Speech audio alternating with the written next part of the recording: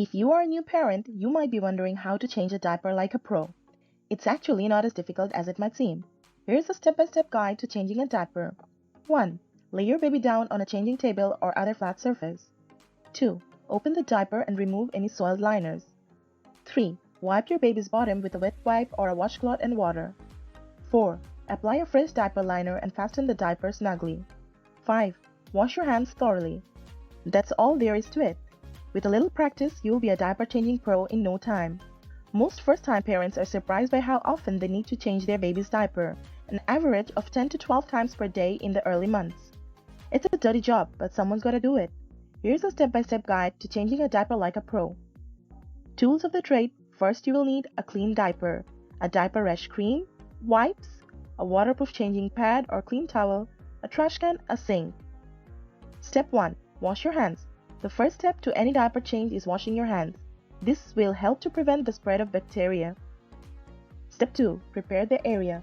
Lay your changing pad or towel on a flat surface and gather all of your supplies within reach. Step 3. Remove the dirty diaper. Carefully remove the dirty diaper, being careful not to touch any of the soiled areas.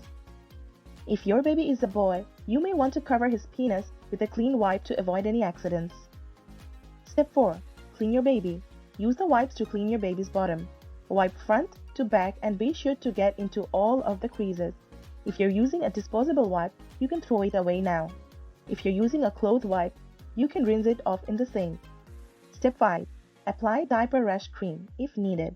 If your baby has a diaper rash, now is the time to apply the cream. Step 6. Put on the clean diaper. Put the clean diaper on your baby and choose whichever fastening option you prefer, Velcro or tabs.